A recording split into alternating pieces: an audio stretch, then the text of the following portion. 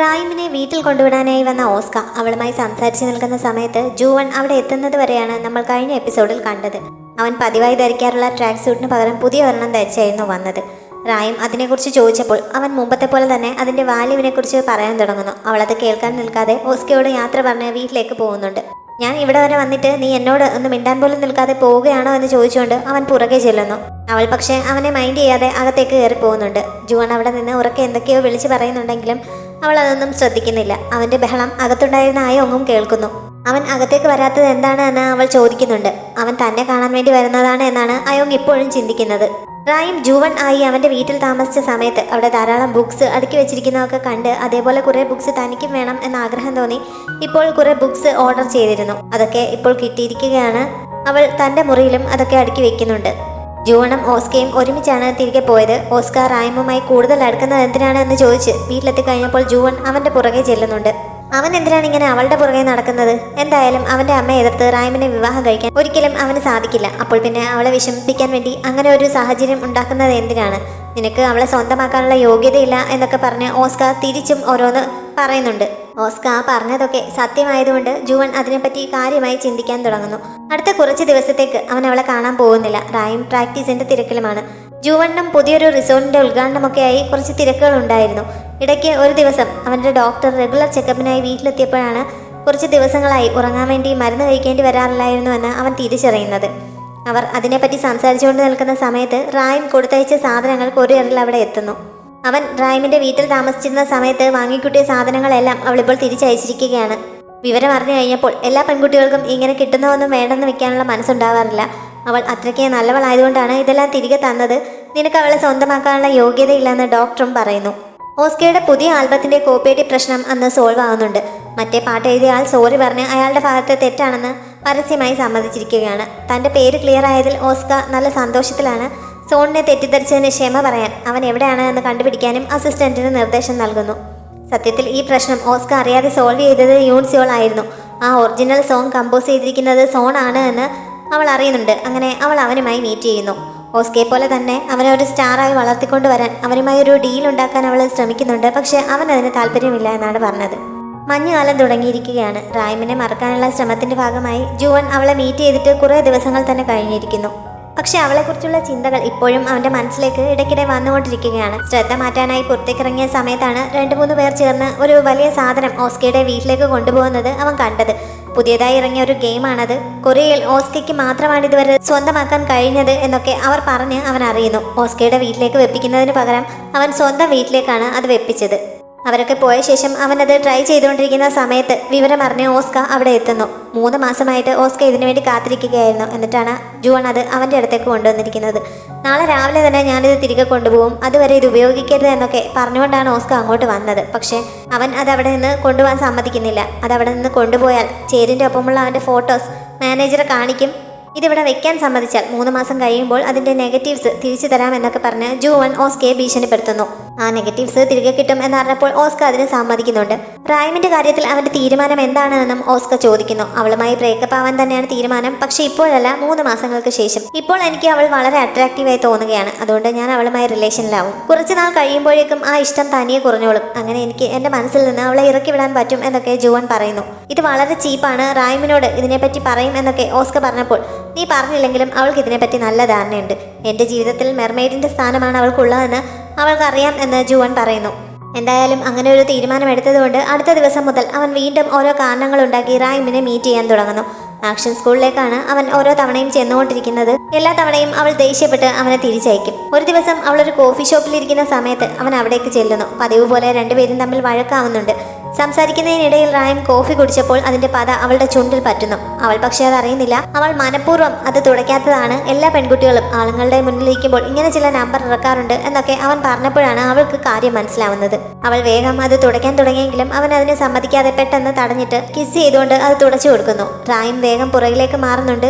അവൾ അവനെ വഴക്ക് പറഞ്ഞപ്പോൾ ഇവിടെ ടിഷ്യൂ ഇല്ല, എൻ്റെ ഡ്രസ്സ് ആണെങ്കിൽ വളരെ വില കൂടിയതുമാണ്, അതങ്ങനെ അഴുക്കാക്കാൻ പറ്റില്ല, അതുകൊണ്ടാണ് ഇങ്ങനെ ഞാൻ തുടച്ചു തന്നത് എന്ന് അവൻ പറയുന്നു.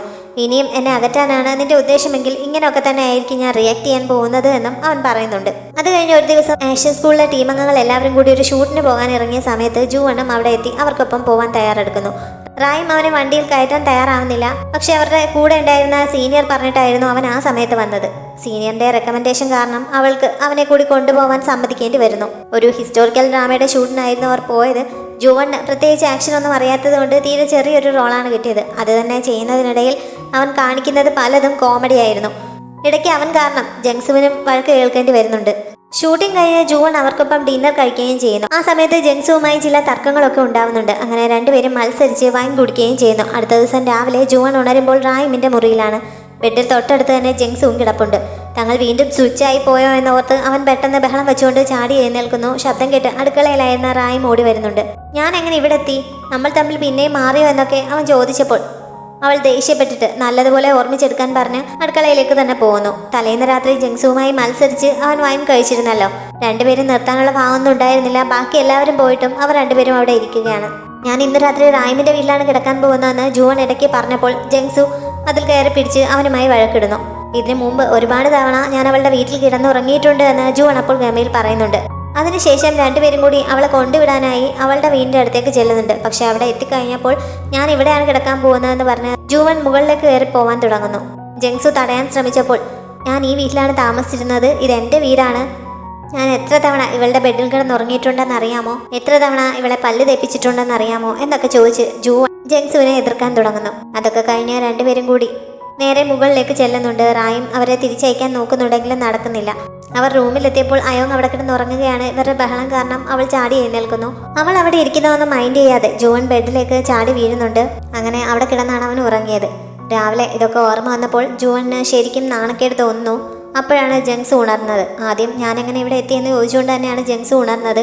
ഓർമ്മ വരുമ്പോൾ നിനക്ക് തന്നെ നാണക്കേട് തോന്നും എന്ന് ജുവൺ പറയുന്നുണ്ട്. എന്തായാലും ജുവൺ അടുത്ത് അത്രയും സമയം ജങ്സുവിന് വേണ്ടി വന്നില്ല.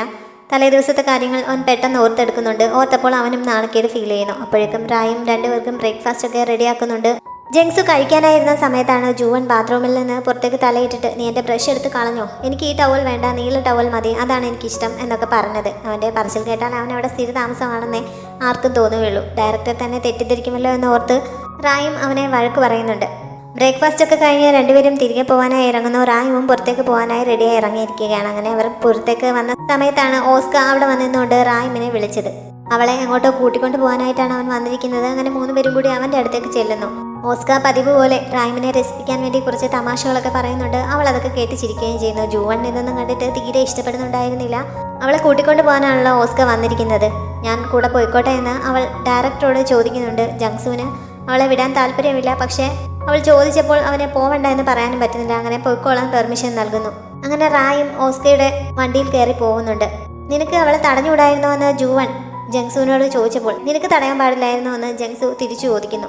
ഈ ഒരു കാര്യത്തിലെങ്കിലും തങ്ങൾ രണ്ടുപേരും ഒരേ അഭിപ്രായം പറഞ്ഞത് ജുവണിനെ സന്തോഷിപ്പിക്കുന്നുണ്ട്. ഓസ്ക അവളെയും കൊണ്ട് ഒരു റെസ്റ്റോറൻറ്റിലേക്കാണ് പോയത്. അവൻ അടുത്ത് തന്നെ ഒരു പരസ്യം ഷൂട്ട് ചെയ്യുന്നുണ്ട്. റോക്ക് ക്ലൈംബിങ്ങിൻ്റെ എന്തോ വിഷ്വൽസ് ഒക്കെ അതിലുണ്ട്. അതിൻ്റെ ഒരു ട്രെയിനിങ് അവളുടെ അടുത്ത് നിന്ന് എടുക്കുന്നതിന് വേണ്ടിയിട്ട് അവൾക്ക് സമയമുണ്ടോ എന്ന് ചോദിക്കാനായിരുന്നു അവൻ അവളെ കൂട്ടിക്കൊണ്ട് പോയത്. അവനെ സഹായിക്കുന്നതിൽ അവൾക്ക് സന്തോഷമേ ഉള്ളൂ. 10 ദിവസത്തെ ട്രെയിനിങ് കൊണ്ട് റെഡിയാവാൻ സാധ്യതയുണ്ട്. ഷെഡ്യൂൾ ചെക്ക് ചെയ്ത ശേഷം ട്രെയിനിങ്ങിൻ്റെ സമയമൊക്കെ അറിയിക്കാമെന്ന് അവൾ സമ്മതിക്കുന്നുണ്ട്. അവരിങ്ങനെ സംസാരിച്ചുകൊണ്ടിരിക്കുന്ന സമയത്താണ് റായിമിൻ്റെ ഫോണിലേക്ക് ജുവണിൻ്റെ അമ്മ വിളിച്ചത്. അങ്ങനെ അവൾക്ക് അവരെ മീറ്റ് ചെയ്യാനായി പോവേണ്ടി വരുന്നു. ജുവൺ വീട്ടിലേക്ക് വാങ്ങിയ ആഡംബര സാധനങ്ങളൊക്കെ തിരികെ കൊടുത്തിട്ട് ആ ക്യാഷ് അമ്മയ്ക്ക് തിരികെ നൽകണമെന്നായിരുന്നു റായും പറഞ്ഞിരുന്നത്. പക്ഷേ അവൻ അതൊന്നും ചെയ്തില്ലല്ലോ. അമ്മയോട് സംസാരിച്ചപ്പോഴാണ് അവൻ ആ ക്യാഷ് തിരികെ നൽകിയിട്ടില്ല എന്ന് അവൾ അറിയുന്നത്. പക്ഷേ അവൾ തൻ്റെ മുന്നിലിരുന്ന് നാടകം കളിക്കുകയാണ് എന്ന് അവർ വിചാരിക്കുന്നു. അങ്ങനെ അവളെ അധിക്ഷേപിക്കുന്ന രീതിയിൽ അവർ സംസാരിക്കുന്നുണ്ട്. അത് കേട്ടപ്പോൾ റായിമിനെ വല്ലാതെ ഫീൽ ചെയ്യുന്നു. ഇത്ര മോശമായി സംസാരിക്കരുത് എന്ന് അവൾ പറയുന്നുണ്ട്. ജുവന്റെ അമ്മ ദേഷ്യം സഹിക്കാൻ വയ്യാതെ മുന്നിലിരുന്ന ഗ്ലാസ്സിലെ വെള്ളം അവളുടെ ദേഹത്തേക്ക് ഒഴിക്കുന്നുണ്ട്. പക്ഷേ റായും കൃത്യസമയത്ത് ഒഴിഞ്ഞു മാറുന്നു. അവളത് മനഃപൂർവ്വം ചെയ്തതല്ല. ഇങ്ങനെ ആക്ഷനൊക്കെ പ്രാക്ടീസ് ചെയ്യുന്നതുകൊണ്ട് ഓട്ടോമാറ്റിക്കലി അങ്ങനെ സംഭവിച്ചു പോയതാണ്. അതുകൊണ്ട് അവൾ പെട്ടെന്ന് സോറി പറഞ്ഞിട്ട് അവളുടെ മുന്നിൽ നിന്ന് ആ ഗ്ലാസ്സിലെ വെള്ളം എടുത്ത് അമ്മയുടെ മുന്നിലേക്ക് നീക്കിയിട്ട് ഒന്നുകൂടെ ഒഴിച്ചോ, ഇനി ഞാൻ ഒഴിഞ്ഞു മാറില്ല എന്ന് പറയുന്നുണ്ട്. അവൾ തന്നെ എതിർക്കുകയാണ് എന്ന് കരുതി അവർക്ക് ശരിക്കും ദേഷ്യം വരുന്നു. അങ്ങനെ അവർ ആകെ കലിതുള്ളിയിരിക്കുന്ന സമയത്താണ് ജുവൺ അവിടേക്ക് എത്തിയത്. അമ്മ എന്തിനാണ് ഇടയ്ക്കിടെ ഇവളെ ഇങ്ങനെ വിളിച്ച് ശല്യപ്പെടുത്തിക്കൊണ്ടിരിക്കുന്നത്? അതിന് മാത്രം ബന്ധമൊന്നും ഞങ്ങൾ തമ്മിലില്ല എന്ന് പറഞ്ഞ് അവൻ അമ്മയുമായി വഴക്കുണ്ടാക്കാൻ തുടങ്ങുന്നു. അടുത്ത 3 മാസത്തിനുള്ളിൽ ഞാൻ ഇവളുമായി ബ്രേക്കപ്പ് ആകും. അതുവരെ ഒരു ടൈം പാസിന് വേണ്ടിയിട്ടാണ് ഞാൻ ഇങ്ങനെ ഒരു റിലേഷൻ കൊണ്ടുപോകുന്നത്. അതുവരെ അമ്മയ്ക്ക് വെയിറ്റ് ചെയ്യാൻ വയ്യേ? അതോ അമ്മയ്ക്ക് എന്നെ വിശ്വാസമില്ലാഞ്ഞിട്ടാണോ എന്നൊക്കെ അവൻ അമ്മയോട് ചോദിക്കുന്നുണ്ട്. ഇതൊക്കെ കേട്ടപ്പോൾ ശരിക്കും ഫീൽ ചെയ്തത് റായ്മിനാണ്. അവൻ വെറുതെ തമാശയ്ക്ക് വേണ്ടി താൽക്കാലികമായിട്ടാണ് തൻ്റെ പുറകെ നടക്കുന്നതെന്ന് കേട്ട് അവൾ വല്ലാതെ വിഷമിച്ചിരിക്കുന്നിടത്ത് ഈ എപ്പിസോഡ് അവസാനിക്കുന്നു.